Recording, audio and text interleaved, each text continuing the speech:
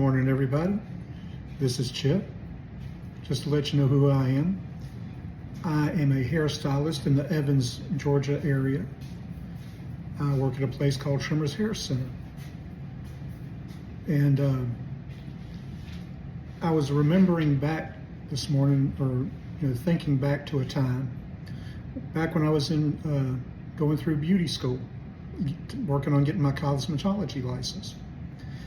And I thought about the smartest advice I've gotten and the worst advice I've gotten.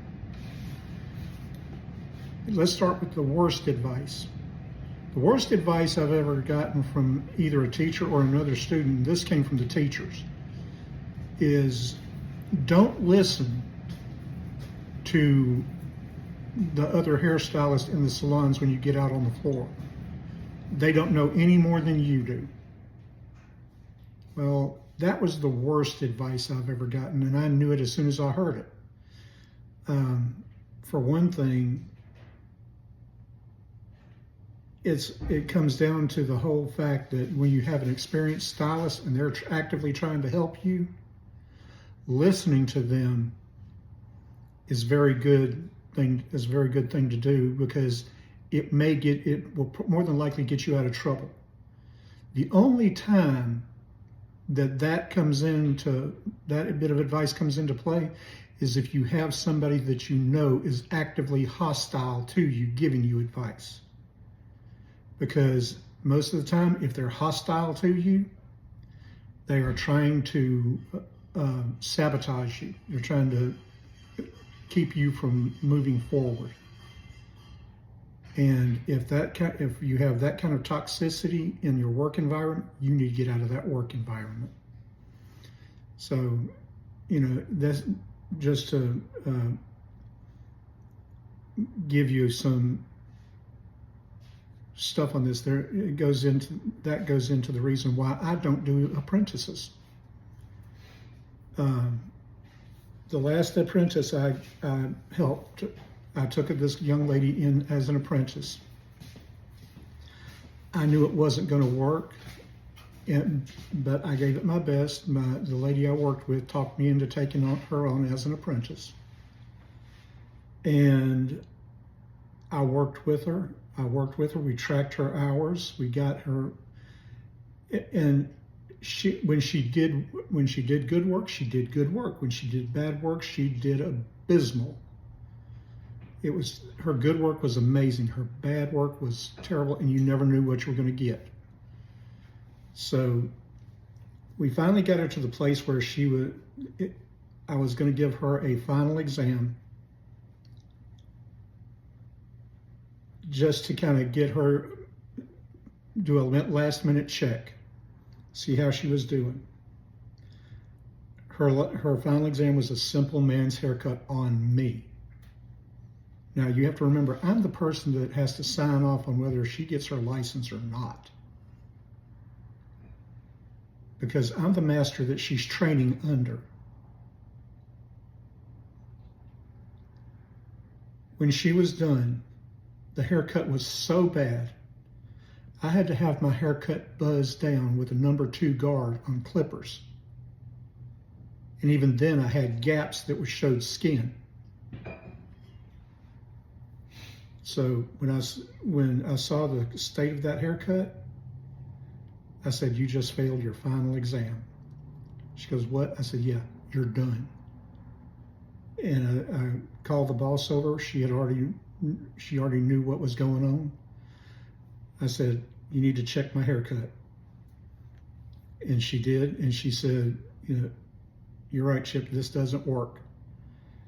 So, I let her know that she was off my license, and the lady who was the owner of the shop, who had just checked the haircut, said, "Yes, pack your scissors, you're done. We've had too many complaints on you. The other is, if this is the best you're going to do on the guy that is the master, who's the master you're training under, you don't need a license." So that was the end of her in my life, and or riding my license. We called that afternoon and got her removed from my license. And because of that situation, I don't do apprentices anymore. But that being said, the best advice I've ever received from a hairstylist or, from one of my teachers was find a mentor. Find somebody who knows what they're doing, who doesn't mind talking to you and guiding you. And one of the first places that I worked after I got out of beauty school was a place called David Style Shop on the south side of Augusta. Now, back in those days, the south side of Augusta was nice. Nowadays, the south side of Augusta is a slum. I hate saying that, but large sections of the south side of Augusta are one step above a ghetto. But back in those days, it was a nice place to work and live. Well, went to work with this nice guy named David, who was the owner of the shop. Great fella. I learned a lot about barbering from him. He's a classically trained barber. Amazing fella. If you're a guy and you've never had a haircut by him, you need to get a haircut by him. He's a great guy. Well, not only did he kind of mentor me a little bit, but we had a lady named Clara Crenshaw. And Clara had been a haircut stylist since 1957. I learned so much from her. I can't tell you, there's not a day I go by that I don't think about her in some way, of all the things I learned from her, things to do, things not to do, and how to get things done. Amazing lady. So early in my career, I had a couple of amazing mentors to work with, and I learned a lot from them. And that was some of the best advice I ever got. But I will tell you this also. The thing I learned growing up, I already knew that mentors were important. I've had several people in my life that guided me through tough spots and helped me figure out how to move beyond those tough spots. And those people may have such an impact that even today, I remember those people and I remember them fondly.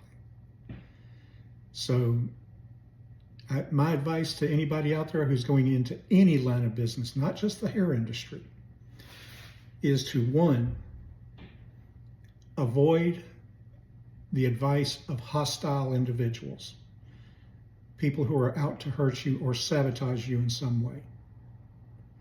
The other is to seek and find good people to surround yourself with and work with, and find mentors and listen to them. Let them help you grow. Anyway, that's all I've got to say about this morning. Y'all have a good day and God bless you.